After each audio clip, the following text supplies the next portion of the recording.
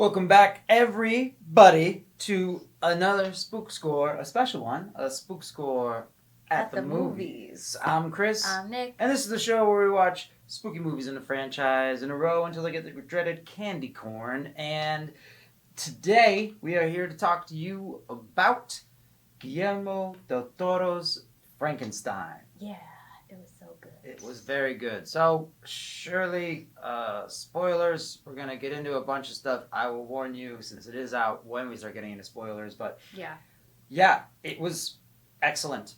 I highly recommend if you can go see it in the movies. Like, I know it's going to be on Netflix. Yep. But it was just so good.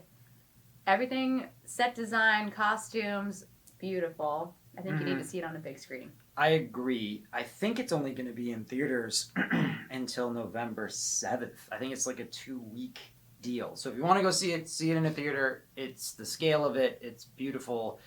This movie Guillermo del Toro has been trying to make this movie for 20 to 25 years. He had studios move it. Like, he started talking about it after, like, Hellboy 2. Oh, wow, okay. So he's been trying to make it for a very, very, very long time, different attachment, different stuff.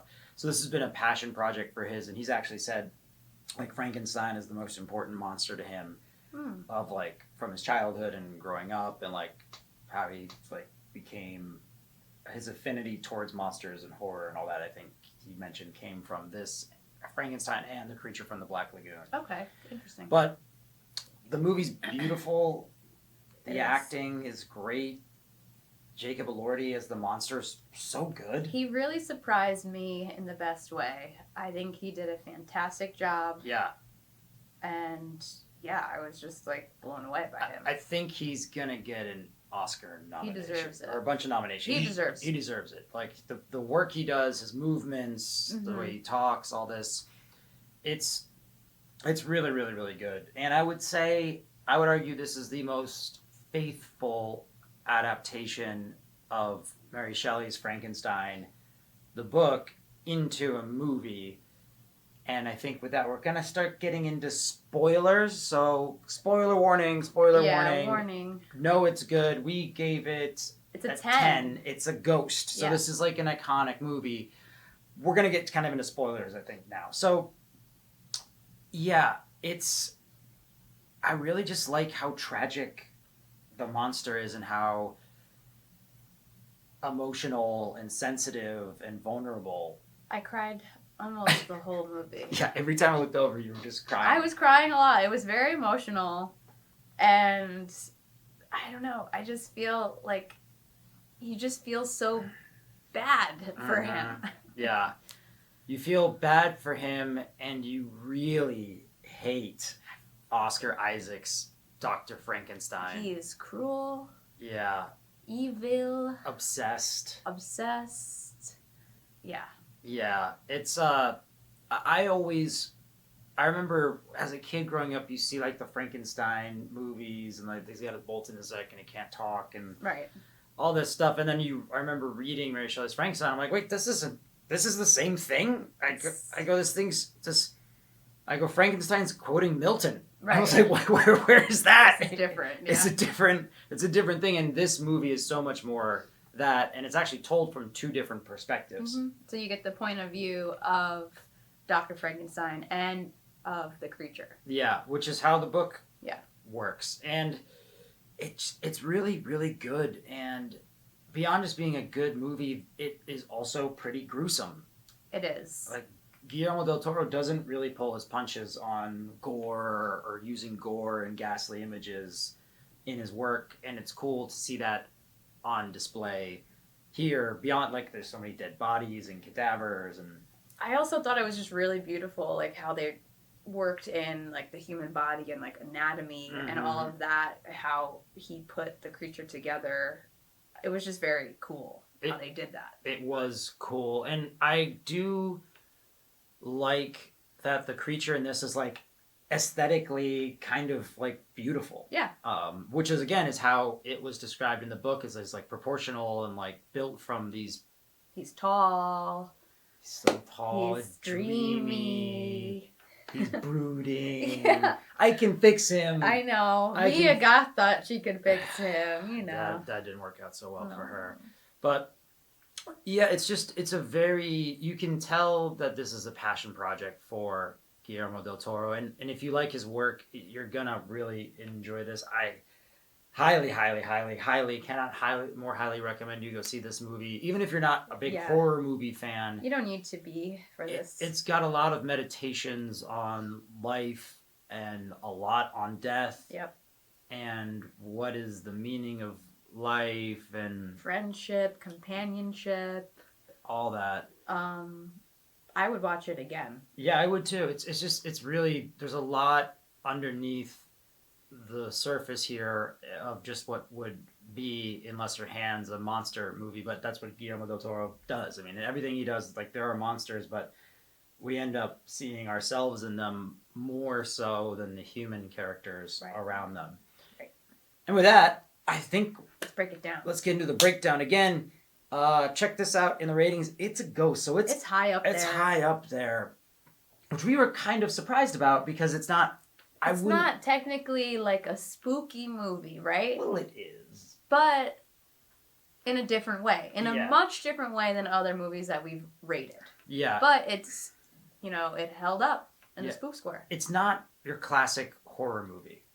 It's got a lot of horror elements to it, Yes. but it's not Much different. like a slasher film, which is what we're typically reviewing on the Right, show. right. So now, let's get into the breakdown with the monster Dr. Frankenstein. and the monster. He is the monster for me. Yeah. Wow. Like, he is so evil in this movie. Like, Yeah. it makes me so upset. Yeah, the whole...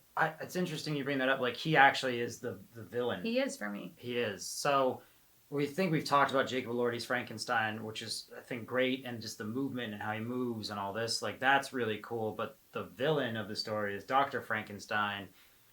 And he is just the most manipulative person. He manipulates his brother throughout the whole thing. His brother, his, like, future uncle, sort of. Yeah. Yeah.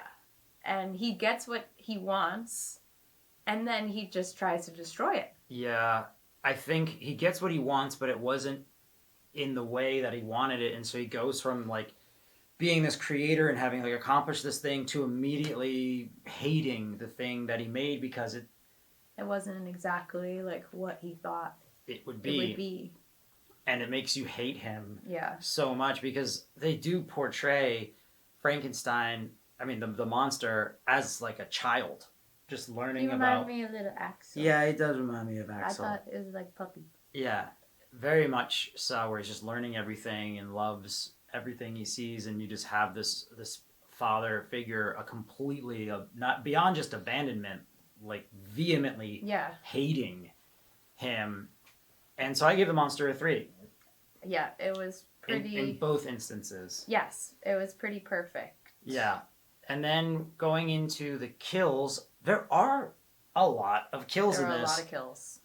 Like that opening scene where the monster is, like, boarding the ship and they're shooting at him and he's just breaking people's backs and ripping people's jaws off. He can.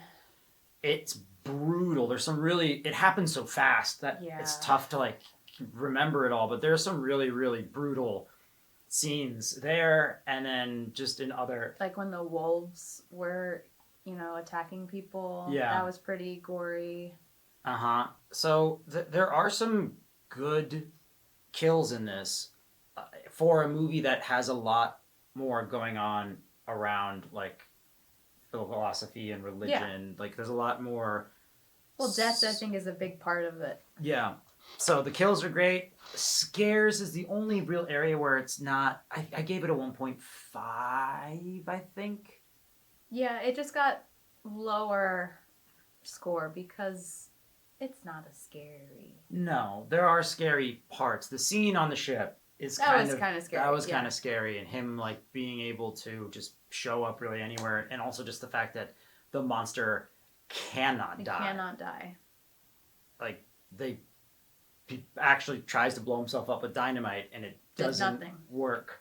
So the fact that you have something that regardless of what you do, even if you like submerge it underwater, cannot die. So it's not scary like a normal thriller slasher horror movie, but there are scary elements to it. And I'm trying to think, and also, you know, just if you are squeamish on body horror, you will probably get a little freaked out because there's a lot.